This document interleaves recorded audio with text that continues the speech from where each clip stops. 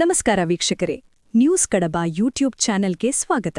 ಹಿರಿಯ ಪೊಲೀಸ್ ಅಧಿಕಾರಿ ರಾಮಚಂದ್ರ ರಾವ್ ಕಚೇರಿಯಲ್ಲಿ ಸಮವಸ್ತ್ರದಲ್ಲಿದ್ದುಕೊಂಡು ಮಹಿಳೆಯ ಜೊತೆ ರಾಸಲೀಲೆ ನಡೆಸಿರುವ ವಿಡಿಯೋ ವೈರಲ್ ಬೆನ್ನಲ್ಲೇ ಆರೋಪಿ ರಾಮಚಂದ್ರ ರಾವ್ ಅವರನ್ನು ರಾಜ್ಯ ಸರ್ಕಾರ ಸೇವೆಯಿಂದ ಅಮಾನತುಗೊಳಿಸಿ ಆದೇಶ ಹೊರಡಿಸಿದೆ. ತನಿಖೆ ಬಳಿಕ ಅವರನ್ನು ಡಿಸ್ಮಿಸ್ ಕೂಡ ಮಾಡಬಹುದು ಎಂದು ಕೇಳಿಬಂದಿದೆ. ಇಂತಹ ಕೃತ್ಯವನ್ನು ಇಲಾಖೆ ಸಹಿಸಲ್ಲ, ಒಪ್ಪಲು ಸಾಧ್ಯವಿಲ್ಲ ಎಂದು ಗೃಹ ಸಚಿವ ಪರಮೇಶ್ವರ್ ತಿಳಿಸಿದ್ದಾರೆ. ಡಿಜಿಪಿ ರಾಮಚಂದ್ರ ರಾವ್ ಅವರ ರಾಸಲೀಲೆ ಪ್ರಕರಣ ಇದೀಗ ಬೆಳಕಿಗೆ ಬಂದಿದ್ದು ಭಾರೀ ಸುದ್ದಿಯಾಗಿದೆ. ಈ ಹಿಂದೆ ಕೂಡ ಅವರ ವಿರುದ್ಧ ಸಾಕಷ್ಟು ಗಂಭೀರ ಆರೋಪಗಳು, ಪ್ರಕರಣಗಳು ಕೇಳಿಬಂದಿದ್ದವು. ಡಿಜಿಪಿ ರಾಮಚಂದ್ರ ರಾವ್ ಅವರು ಎರಡನೇ ಮದುವೆಯಾಗಿದ್ದು, ಎರಡನೇ ಪತ್ನಿಯ ಮೊದಲ ಪತಿಯ ಮಗಳಾದ ನಟಿ ರಣ್ಯಾ ರಾವ್ ಅಕ್ರಮ ಚಿನ್ನ ಸಾಗಾಟ ಪ್ರಕರಣದಲ್ಲಿ ಸಿಕ್ಕಿಬಿದ್ದು ಪರಪ್ಪನ ಅಗ್ರಹಾರ ಜೈಲು ಸೇರಿದ್ದಾಳೆ. ದುಬೈನಿಂದ 14.2 ಕೆಜಿ ಚಿನ್ನ ಕಳ್ಳಸಾಗಣೆ ಮಾಡಿದ ಆರೋಪದ ಮೇಲೆ ಬೆಂಗಳೂರು ಅಂತಾರಾಷ್ಟ್ರೀಯ ವಿಮಾನ ನಿಲ್ದಾಣದಲ್ಲಿ ರಾಮಚಂದ್ರ ರಾವ್ ಮಲಮಗಳು ನಟಿ ರಣ್ಯಾ ರಾವ್ ಅವರನ್ನು ಬಂಧಿಸಲಾಗಿತ್ತು. ಈ ಪ್ರಕರಣದಲ್ಲಿಯೂ ರಾಮಚಂದ್ರ ರಾವ್ ಅವರ ಹೆಸರು ತಳುಕು ಹಾಕಿಕೊಂಡಿತ್ತು. ಆ ಬಳಿಕ ಅವರನ್ನು ಕಡ್ಡಾಯ ರಜೆಯ ಮೇಲೆ ಕಳುಹಿಸಲಾಗಿತ್ತು. 2025ರ ಆಗಸ್ಟ್ನಲ್ಲಿ ಅವರನ್ನು ಮತ್ತೆ ಕೆಲಸಕ್ಕೆ ಸೇರಿಸಿಕೊಳ್ಳಲಾಯಿತು.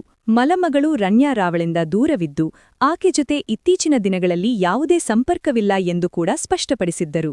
ಮೂಲತಃ ಆಂಧ್ರಪ್ರದೇಶದ ಗುಂಟೂರಿನವರಾದ ಡಾ ಕೆ ರಾಮಚಂದ್ರ ರಾವ್ ಅವರು 1993ರ ಬ್ಯಾಚ್ನ ಕರ್ನಾಟಕ ಕೇಡರ್ ಐಪಿಎಸ್ ಅಧಿಕಾರಿಯಾಗಿದ್ದಾರೆ. ತಮ್ಮ ವೃತ್ತಿಪರ ಜೀವನದ ಬಹುಪಾಲು ಸಮಯ ಕರ್ನಾಟಕದ ದಾವಣಗೆರೆ, ಮೈಸೂರು, ಹುಬ್ಬಳ್ಳಿ, ಧಾರವಾಡ, ಬೆಳಗಾವಿ ಹಾಗೂ ಬೆಂಗಳೂರು ಸೇರಿದಂತೆ ರಾಜ್ಯದ ವಿವಿಧ ಜಿಲ್ಲೆಗಳಲ್ಲಿ ಸೇವೆ ಸಲ್ಲಿಸಿದ್ದಾರೆ. 2023ರ ಸೆಪ್ಟೆಂಬರ್ನಲ್ಲಿ ಡಿಜಿಪಿಯಾಗಿ ಬಡ್ತಿ ಪಡೆದಿದ್ದರು. ಇದೀಗ ರಾಸಲೀಲೆ ಪ್ರಕರಣದಲ್ಲಿ ಅಮಾನತಾಗುವ ಸಂದರ್ಭದಲ್ಲಿ ಅವರು ಕರ್ನಾಟಕದ ನಾಗರಿಕ ಹಕ್ಕುಗಳ ಜಾರಿ ವಿಭಾಗದ ಪೊಲೀಸ್ ಮಹಾನಿರ್ದೇಶಕ ಹುದ್ದೆಯಲ್ಲಿದ್ದರು. 2014ರಲ್ಲಿ ಮೈಸೂರಿನ ಇಲವಾಲದಲ್ಲಿ ನಡೆದಿದ್ದ ದರೋಡೆ ಪ್ರಕರಣದಲ್ಲಿ ವಶಪಡಿಸಿಕೊಂಡಿದ್ದ ಹಣವನ್ನು ದುರ್ಬಳಕೆ ಮಾಡಿದ್ದ ಆರೋಪ ಕೂಡ ರಾಮಚಂದ್ರ ರಾವ್ ವಿರುದ್ಧ ಕೇಳಿಬಂದಿತ್ತು. ಬಸ್ಸಿನಲ್ಲಿ ಸಾಗಿಸುತ್ತಿದ್ದ 2 ಕೋಟಿ ರೂಪಾಯಿಗೂ ಹೆಚ್ಚಿನ ಹಣ ದರೋಡೆಯಾಗಿತ್ತು. ಆಗ ರಾಮಚಂದ್ರ ರಾವ್ ದಕ್ಷಿಣ ವಲಯದ ಐಜಿಪಿಯಾಗಿದ್ದರು. ದರೋಡೆ ಮಾಡಿದ್ದವರಿಂದ ವಶಕ್ಕೆ ಪಡೆಯಲಾಗಿದ್ದ ಹಣ ದುರ್ಬಳಕೆ ಮಾಡಿಕೊಂಡಿದ್ದಾರೆ ಎಂಬ ಆರೋಪ ಕೇಳಿಬಂದಿತ್ತು.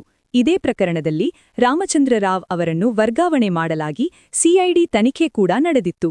ಆದರೆ ಆರೋಪ ಸಾಬೀತಾಗಿರಲಿಲ್ಲ. ಹಾಗಾಗಿ ಪ್ರಕರಣ ವಜಾಗೊಂಡಿತ್ತು. 2017ರಲ್ಲಿ ನವೆಂಬರ್ 30ರಂದು ಭೀಮಾ ತೀರದ ನೊಟೋರಿಯಸ್ ಹಂತಕ ಧರ್ಮರಾಜ್ ಚಡಚನ್ ಸಂಶಯಾಸ್ಪದ ಪೊಲೀಸ್ ಎನ್ಕೌಂಟರ್ ಮತ್ತು ಗಂಗಾಧರ ಚಡಚನ್ ಸಂಶಯಾಸ್ಪದ ಕೊಲೆ ಪ್ರಕರಣಗಳಲ್ಲಿ ರಾಮಚಂದ್ರ ರಾವ್ ಹೆಸರು ಕೇಳಿಬಂದಿತ್ತು.